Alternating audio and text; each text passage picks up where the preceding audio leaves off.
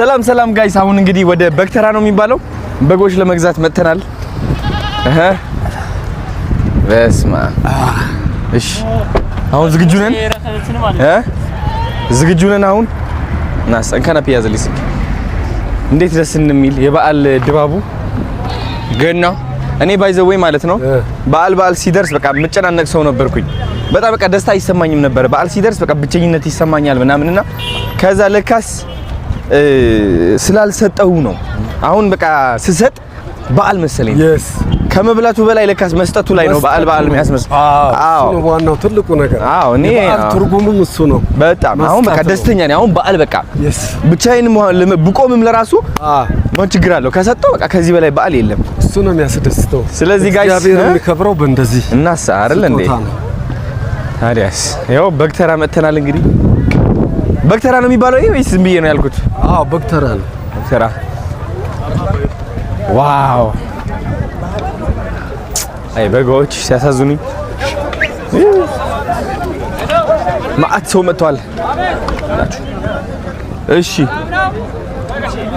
በጣም አሪፍ ጋይስ አሁን እንግዲህ እስኪ በግ እየገዛን እናሳያቸዋለን አይደል እንዴ ጋይስ አሁን እንግዲህ በክተራ እንገኛለን ከሱራ ጋር ማለት ነው እንደምትመለከቱት ልንገዛ ነው በግ ልንገዛ ነው እነዚህ የተገዙ በጎች በተቀላላ ፎሎ ያደርጋሉ እናሳ ግዴታ ነው እስኪ አሁን ወደ እዚህ ጋር 30 በጎች አሉ 30 በግ አሉ እዚህ በቃ አሪፍ እነዚህ በጎች ይዘን እንሄዳለን ማለት ነው እሺ ዋጋ አሁን እየተስማማን ነው ዋጋ ይላል የልደት ዋናው የአመት በዓል ዋናው እንትን እቺ ነች በቃ የዋጋው ክርክር ራሱ የዋጋው ክርክር ገጽታ ሲያምሩ ግን በእናትህ በጣም ያሳዝናል በጣም ያመራሉ በጣም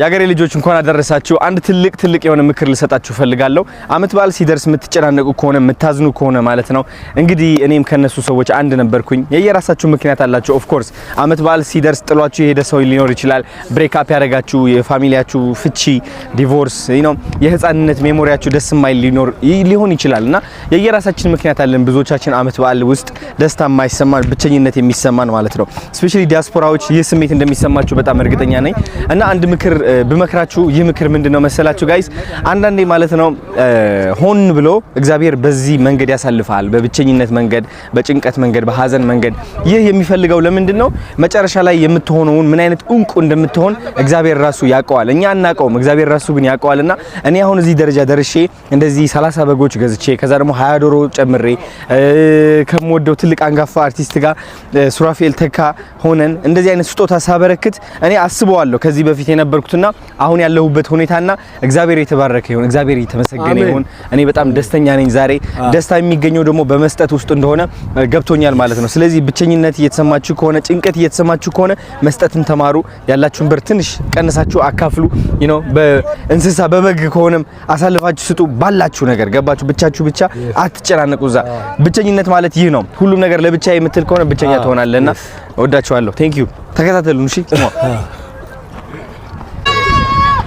አይዞሽ እኔን ሰው ነው የሚመስሉት አጫፋ ሰላም ወሳኝ ሰው ይሆን ሰላም አለ ደህና ጋይስ እስኪ አንድ ጥያቄ ልጠይቃችሁ ይህ የምታዩት በግ ማለት ነው ነጭም አለው ጥቁርም አለው ብዙ ሰው ማለት ነው ጥቁር በግ አይገዛም ግን ይህ ከዚህ ቆዳ በታች ማለት ምንድነው ያለው እናንተ የምትወዱት ጥብስ ነው ያለው እውነት ለመናገር ይቀርታልኝና ግን ሁላችንም እውነቴን ነው የምላችሁ የሆነ ነገር ትርጉም ስንሰጠው ምን ያደርገናል መሰላችሁ ያቆመናል ውስጡ ላይ ካለው ጣዕም ማለት ነው አያችሁ አይደል እንደዚህ ይወራል የዋህም ነኝ መጥፎም ይሆንኩ ነው ለዚህ በግ ምስኪን አይዞህ ይነባት አይዞህ እና ማለት የፈለኩት መሰላችሁ ጋይስ የሆነ ነገር ትርጉም ሰጣችሁ ማለት ነው ከዛ ጣዕም ያጥብስ አይቅርባችሁ ያጥብስ አይቅርባችሁ ማለት ነው ጥቁር ሆን ነጭ ሆን ማለት ነው ውስጣችን ያው ስጋ አለ የሚጣፍጥ ጥብስ አለላችሁ ፈልጌ ነው የሚገርም መልእክት እዚህ የምታያቸው በጎች ለገና ስጦታ ባዶናይ በኩል የሚሰጡ ነው አቅም ለሌላቸው ለአረጋውያን ቤተሰቦች አሉና ለነሱን ለማስደሰት ቢያንስ በበዓሉ ተደስተው እንዲውሉ ለማድረግ ነው የገናም ትርጉሙ የበዓሉ ይሄ ነው የመስጠት በዓል ነው እና በመስጠት እግዚአብሔርን ማክበር ነው ትልቅ ስራ ነው እና መብላት መጠጣቱ ብቻ ሳይሆን የሌሉትን መደገፍ ትልቅ መንፈሳዊ ነገር ነው። መንፈሳዊ የሚደገፍ ነው። እግዚአብሔር የሚወደው የሚከብርበት ጉዳይ ነውና በጣም እንደሚደሰቱ ተስፋ አረጋለሁ። እኔም በጣም እንዴ ትልቅ ነገር ነው። ይሄ መልካም ነገር ነው የሰራው አዶናይ። ከሁሉም በላይ ይሄን ሐሳብ ራሱ አምጥተ ቲክቶክ በተለይ ለብዙ ቲክቶከሮች አርአያ ትሆናለህ ብዬ አስባለሁ። አሁን ያለው ትውልድ በጣም ጎበዝ ልጆች አሉና ቲክቶከሮች ይህንን በማየት ደግሞ እነሱም በሌላ ወገን እንደዚህ አይነት በጎ ስራ ይሰራል። በጣም ይሄ ትልቅ ነገር ነው። እሱ ነው የምንፈልገው። እንግዲህ እግዚአብሔር ሲፈጥረን እኮ ለሌሎች እንድንኖር ነው የፈጠረን። በጣም መጀመሪያ መስጠትን የመሰለ እና ለመስጠት ደግሞ መሰጠት ይጠይቃል። በመስጠት ነው ልታተርፍ ወይም እግዚአብሔር ልታስደስት እንችል። በጣም ሌላ ምንም ካንተ እግዚአብሔር አይፈልግም። በጣም ገብቶሃል? እንድታመሰግነውና እንድትሰጥ ነው። ስትሰጥ ደግሞ ይባረክልሃል። ገብቶሃል? በረከት ይበዛል። እውነት ነው። ተወዳጅነት ይበዛል። እውነት ነው። ገብቶሃል? እና ምንም ያላቸው ሰዎች ለሌሎች ቢያካፍሉ ይበልጥ ነው የሚያተርፉት። አረ በስመ አብ በጣም ብቸኝነቱ በጣም ይቀንሳል። ለእግዚአብሔር እንዳበደርክ ቁጠሩ። እንዴ ለእግዚአብሔር ማበደር ነው።